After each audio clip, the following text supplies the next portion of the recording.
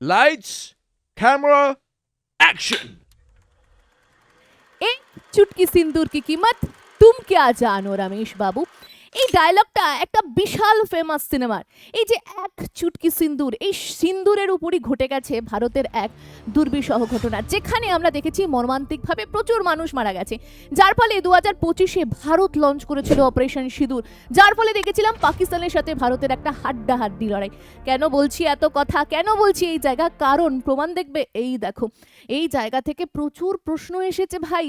চাকরির পরীক্ষায় দিয়েছে ভারত 2025-এ, 2024-এ, 2023-এ কি কি মিশন লঞ্চ করেছে। আরে নতুন এক্সাম নিচ্ছে এসএসসির এডিকিউটি, সে ভাই যেখান থেকে ইচ্ছা প্রশ্ন দিচ্ছে। এনটিপিসি রেলের পরীক্ষাতে যেখান থেকে পাচ্ছে প্রশ্ন দিচ্ছে। এই টপিককেও ভাই হাতছাড়া করছে না। আজকের ক্লাসে আমরা কি করব, ভারত যেসব অপারেশনগুলো লঞ্চ করেছে 2025, 24, 22, 23 সবগুলোকে ট্রিক্সের ছলে এবং খুব সুন্দরভাবে এমনভাবে পড়বো যাতে এখান থেকে যদি প্রশ্ন আসে আমরা সব করতে পারি। তো চলো শুরু করা যাক। দেখো, অপারেশনের কথা মাথায় এলেই আমাদের মনে হয় ওরে বাবারে হসপিটাল, ডাক্তারবাবু ছুরি কাছি দিয়ে এরকম কোনো অপারেশন। আরে দাঁড়াও দাঁড়াও, ভারতের অপারেশন ছুরি কাছি না। ভারতের মধ্যে যখন দেখা যায় যে বিভিন্ন জায়গায় বিভিন্ন রকমভাবে বিশৃঙ্খলার সৃষ্টি হয়েছে, তখন ডাক্তারবাবুর রোলে ভারতীয় সৈন্যরা চলে আসে, ভারতীয় বিভিন্ন বড় বড় ডিপার্টমেন্টের মানুষেরা চলে আসে। সিবিআই হতে পারে, যে যার ডিপার্টমেন্টে রয়েছে সেই ডিপার্টমেন্টের ডাক্তারবাবু হয়ে যায়, অপারেশন কাজ চালাতে শুরু করে দেয়। তো আজকে আমরা ভারতের মেজর কিছু অপারেশন পড়বো, যে অপারেশনগুলো 2025-এ হয়েছে, 2024-এ হয়েছে, 2023-এ হয়েছে, 2022-এ হয়েছে। তোমরা বলবে ম্যাডাম এত সাল কেন পড়তে যাব? তার কারণ ভাই, এসএসসি এডিকিউটি প্রচুর প্রশ্ন দিচ্ছে, রেল প্রচুর প্রশ্ন দিচ্ছে। আমি তোমায় প্রমিস করে বলছি আজকের এই একটা ভিডিও ভালো করে দেখে নাও, 1 নাম্বার কনফার্ম। দেখো, প্রথম অপারেশন হচ্ছে অপারেশন সিঁদুর। ওই যে বললাম এক চুটকি সিন্দুরের কিমত ভালো মতো পাকিস্তান বুঝে গেছে। পাকিস্তানের স্বভাবই আছে ওই পাহেলগাঁও, জম্মু কাশ্মীরের যে জায়গাটা তোমরা দেখতে পাচ্ছ এডিটিংয়ে, সেখানে এসে আমাদেরকে অ্যাটাক করছে। আমাদের কিছু ভারতীয় সাধারণ মানুষদেরকে ওরা মেরেছে, ওরা যেটা করে থাকে। তার ফলে ভারত কি ছাড়বে? ভারত তো ভাই ছাড়নে वाले में से नहीं है। ভারত দেখিয়ে দিয়েছে ভারতের খেল। ভারত কি করলো, অপারেশন সিঁদুর লঞ্চ করলো, বললো মক ডিল করতে করতে ব্যাস ওদেরকে এমন ড্রিল করলো ফুটো হয়ে বেরিয়ে গেল। যাই হোক, আমরা কি করলাম, আমরা অপারেশন সিঁদুর লঞ্চ করলাম, যার ফলে আমরা কি করলাম, এই যে লস্করে তাইবান বড় বড় যারা জঙ্গি আছে তাদের ঘাঁটিগুলোকে ধরলাম, সবগুলোকে হত্যা করলাম। প্রায় 80টার উপর ঘাঁটি নষ্ট করা হয়েছে, প্রচুর জঙ্গিদেরকে মেরে ফেলা হয়েছে, যারা ভাই দুদিন পর আমাদেরকে ক্ষতি করত। যাই হোক, এই ঘটনাগুলো অপারেশন সিঁদুরে হয়েছে, মনে রাখবে 2025-এ হয়েছে, এবং আমরা সফল হতে পেরেছি অপারেশন সিঁদুরে। চলে যাওয়া দ্বিতীয় অপারেশন, অপারেশন বুনিয়ান মারসুম। ভাই নামটাও পড়তে ইচ্ছা করে না, তার কারণ দেখো ফুনিয়াম এসব কি মানে মাথায় আসে না। বুনিয়াম থেকে মনে রাখবে বেঈমান। হায় আল্লাহ, বেঈমান। বেঈমানকে পাকিস্তান বেঈমান, পাকিস্তানরা আল্লাহ আল্লাহ করে, তো ওরাই বেঈমান ভাই, মনে রাখবে বেঈমান। বেঈমানকে পাকিস্তান আমাদেরকে মেরে আবার আমাদের বিরুদ্ধে কি করছে, অপারেশন লঞ্চ করছে। বলছে পাকিস্তান আমরা কি পিছনে হাঁটবো? আমরা পিছনে হাঁটবো না। ভারত অপারেশন সিঁদুর লঞ্চ করেছে, আমরাও এই বুনিয়ান না কি সব লঞ্চ করেছে। যাই হোক, মনে রাখবে বেঈমান এটা অপারেশন সিঁদুরের পরিবর্তে লঞ্চ করেছে। তো বেঈমান থেকে বেঈমানকে পাকিস্তান আমাদের বিরুদ্ধে লঞ্চ করেছিল।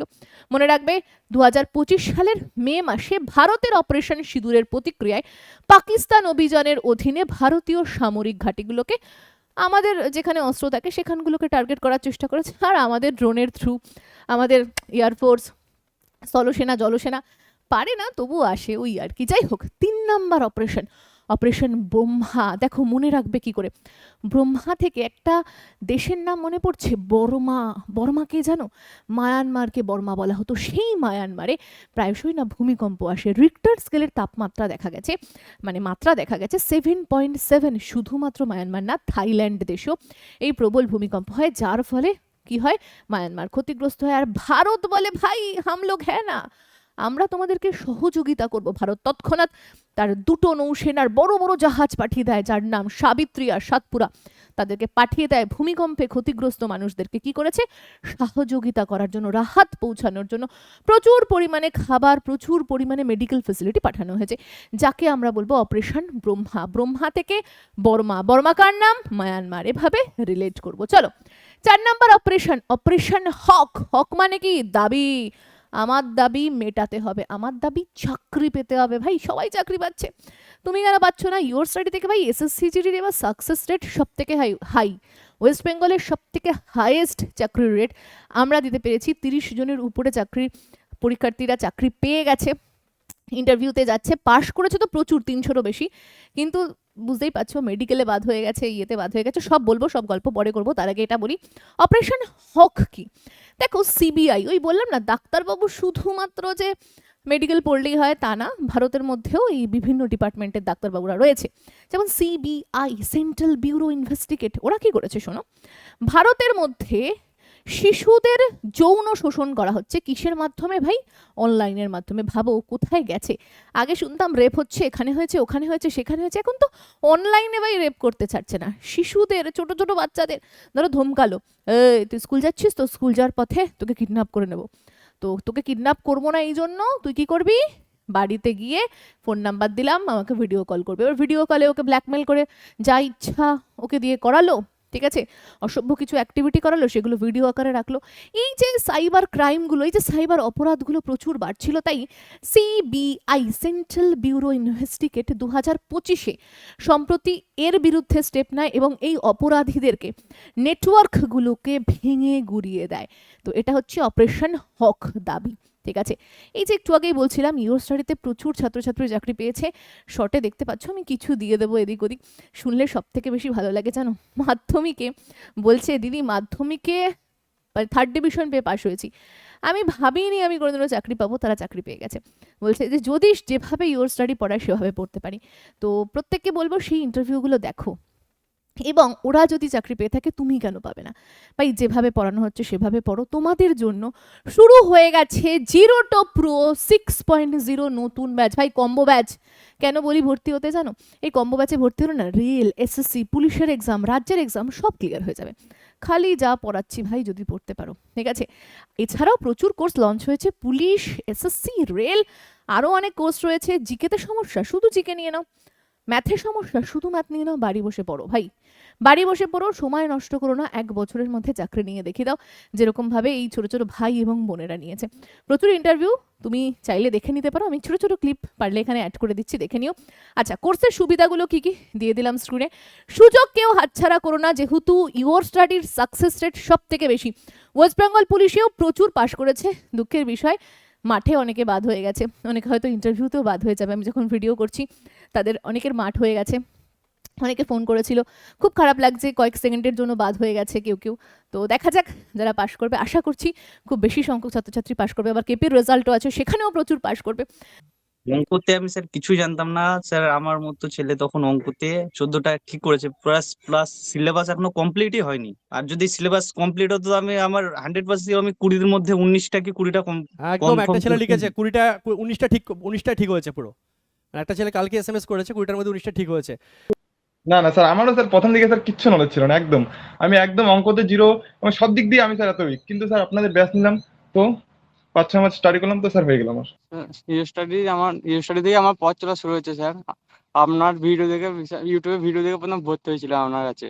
আপনার প্রতি ভালোবাসা চলে এসেছিল এতটা যে অঙ্ক না করে থাকতেই পারতাম না আমাকে। বাহ, দারুণ দারুণ। অঙ্ক স্যার খুব একটা ভালো ছিলাম না, মোটামুটি ছিলাম স্যার।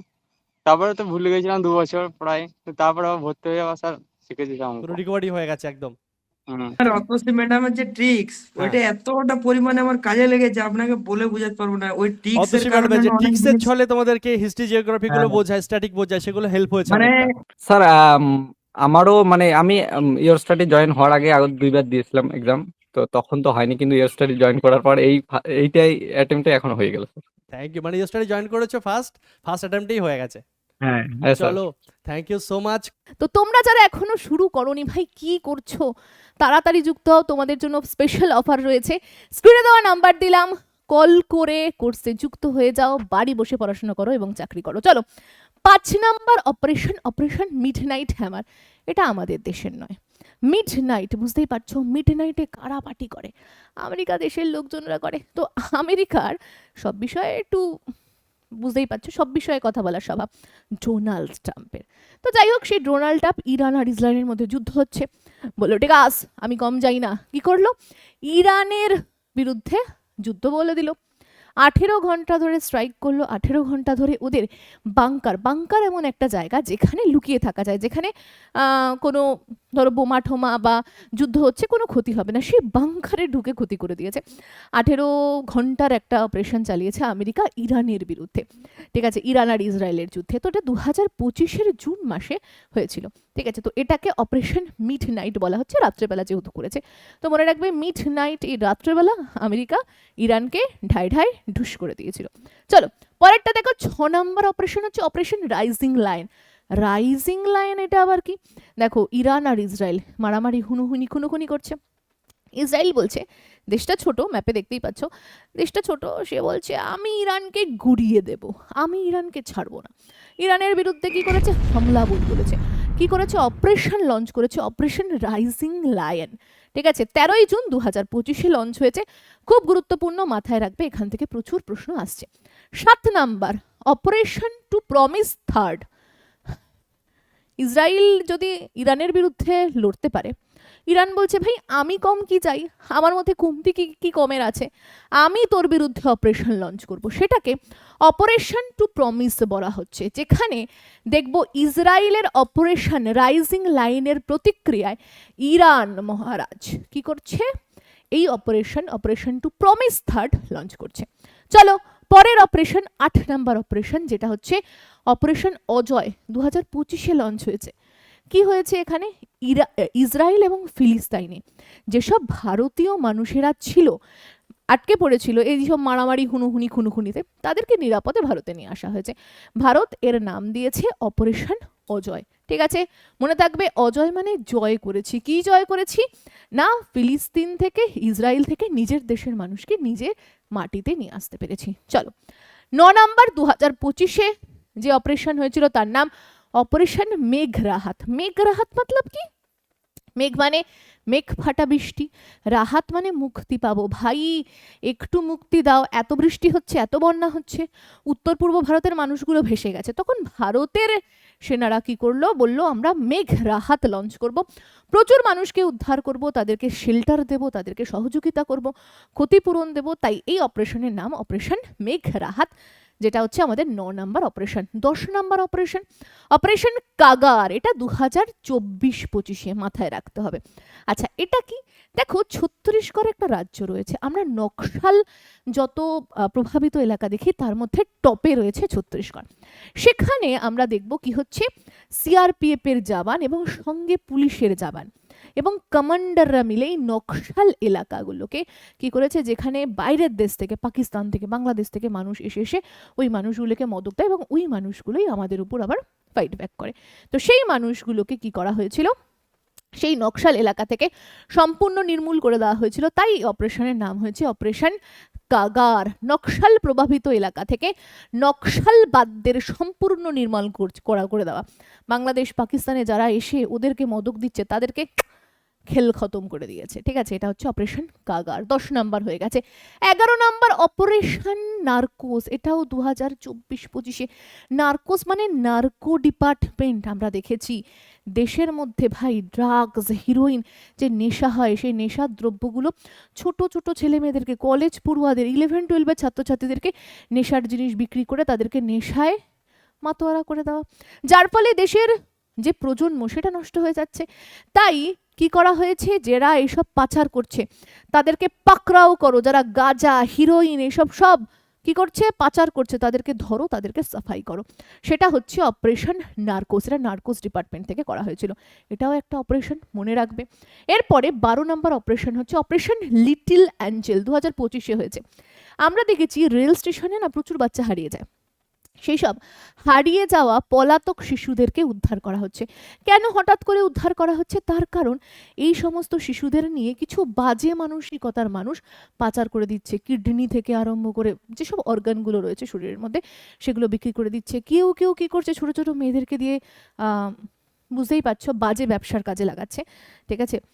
এছাড়া শিশুশ্রম বাড়িয়ে দিচ্ছে, তাদেরকে খাটাচ্ছে, পরিশ্রম করছে। তো এই কারণে এই মানুষদেরকে বা এই ছোট ছোট শিশুদের যারা হারিয়ে যাওয়া পলাতক শিশু, তাদেরকে উদ্ধার করে তাদের পরিবারের সঙ্গে মিলিয়ে দেওয়া, এটা হচ্ছে অপারেশন লিটল অ্যাঞ্জেল, যেটা 2025-এ লঞ্চ হয়েছে। ভেরি ভেরি ইম্পর্টেন্ট, মনে রাখতে হবে। পরেরটা অপারেশন সার্ভাইকাল 2025-এ। সার্ভাইকাল মানে কি? সার্ভাইকাল মানে হচ্ছে, দেখো, সার্ভাইভ করার জন্য আমরা ট্রেনে উঠছি, পা পিছলে অসাবধানতাবশত ঢুকে গেলাম, হয়ে গেল, খেল খতম। এবার আরপিএফরা এই মিশনটা লঞ্চ করেছে।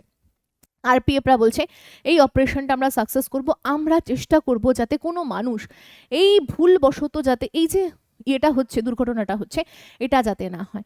তাই তারা প্ল্যাটফর্মে কি করছে, যাত্রীদেরকে জীবন বাঁচাচ্ছে। শত শত যাত্রীর জীবন বাঁচিয়েছে কারা? আরপিএফরা। তুমি চাইলে আরপিএফ এর জন্য প্রিপারেশন নিতে পারো। এটা হচ্ছে অপারেশন সার্ভাইকাল। তাহলে বুঝলে, শুধুমাত্র ডাক্তাররাই অপারেশন করে না, বিভিন্ন ডিপার্টমেন্টের বিভিন্ন মানুষেরা করে। তুমি যেখানে চাকরি করবে, তুমি যে ডিপার্টমেন্টে চাকরি করবে, তুমিও হয়তো কোনো না কোনো সময় অপারেশন করবে। চলো, 2025-এ 14 নাম্বার অপারেশন যেটা হয়েছিল, কি ভাই সেটা? অপারেশন মহাদেব। মহাদেব কোথায় থাকে? মাথায় থাকে মহাদেব। তো জম্মু কাশ্মীরে আবার সন্ত্রাসীরা ঢুকে গেছে, পাকিস্তানের লোকজন, ওদেরকে ছাঁটাই করে দিতে হবে, পাকিস্তান থেকে তাড়িয়ে দিতে হবে, হাটা সাবান কি ঘাটা। সেই জন্য অপারেশন মহাদেব লঞ্চ করা হয়েছে। ঠিক আছে, তাদের বিরুদ্ধে কোথায় তারা লুকিয়ে রয়েছে অনুসন্ধান করে খুঁজে বার করে হাঁটাও তাদেরকে, এবং আমাদের এই যে কাশ্মীরের শান্তি সেটাকে বজায় রাখো। এটা হচ্ছে অপারেশন মহাদেব। চলো, 15 নাম্বার অপারেশন কাবেরী। এটা 2023-এ হয়েছে। এই অপারেশন কাবেরীটা কি একটু চলো জানি। দেখো, কাবেরী মনে রাখবে, দান করছো কাউকে, একটা সুন্দর জিনিস দান করছো। কাকে? তোমার কাকাকে। কি দান করছো? বেরি মানে একটা ফল দান করছো, তোমার কাকাকে একটা সুন্দর জিনিস দান করছো। তাহলে এই যে কাবেরী মিশনটা সুদান থেকে, মানে সুদানে আটকে পড়া কিছু মানুষ, যাদেরকে ভারতীয়রা, মানে ভারতের সেনাবাহিনী, তাদেরকে ফিরিয়ে নিয়ে এসেছে। এটা হচ্ছে অপারেশন কাবেরী, 2023-এ হয়েছিল, মনে রাখবে। এই দেখো, 3862 জন ভারতীয়দেরকে নিরাপদে নিয়ে আসা হয়েছে। এরপরে অপারেশন সর্বশক্তি 2024-এ হয়েছে, 16 নাম্বার অপারেশন। সর্বশক্তি মানে ভাই, সর্বশক্তি দিয়ে এই জম্মু কাশ্মীর থেকে সন্ত্রাসবাদীদেরকে তাড়ানোই যাচ্ছে না, যত তাড়াচ্ছে তত ঢুকে পড়ছে। ঠিক আছে, বারবার এদেরকে তাড়িয়ে দিতে হয়, তো সর্বশক্তি দিয়ে তাড়াচ্ছে ভাই। এবার 2024-এ জম্মু কাশ্মীরে এদেরকে তাড়িয়েছে এবং সন্ত্রাসবাদীদেরকে নিশ্চিহ্ন করে দিয়েছে। তারপরেও 2025-এ অপারেশন সিঁদুর হয়ে গেছে। বুঝতে পেরেছো এরা কেমন বদমাশ? চলো, 17 নাম্বার দেখবো। এটা 2024-এ হয়েছে, অপারেশন ইন্দ্রাবতী। হেতি নামক একটা দেশ আছে, ম্যাপে দেখতে পাচ্ছ তোমরা। এই হেতি নামক দেশে কিছু মানুষ আটকে গেছিল, সেখান থেকে ভারতের মানুষকে ভারতে নিয়ে আসা হয়েছে। সেটা বলা হচ্ছে অপারেশন ইন্দ্রাবতী। ইন্দ্রদেবের কি রয়েছে? হাত রয়েছে। হেতি থেকে হাত, কার হাত? ইন্দ্র দেবতার। এটা মনে রাখবে বা রিলেট করবে। চলো, এরপরে অপারেশন 18 নম্বর অপারেশন সদ্ভাব। তোমার যদি সদ্ভাব থাকে, তোমার সাথে ভগবানের সহায় থাকবে। তো কার সদ্ভাব রয়েছে ভাই? ভারতের মানুষের রয়েছে, ভারতীয়র রয়েছে। 2024 সালে মায়ানমার, লাওস, ভিয়েতনামে কি হয়? প্রচুর পরিমাণে একটা সুনামি আসে, যার ফলাফল এরা ভোগ করেছে। ভারত সবার আগে হাত বাড়িয়ে দিয়েছে, ভারত সবার আগে তাদেরকে বলেছে আমরা সাহায্য করব, ভারত সহযোগিতা পাঠিয়েছে।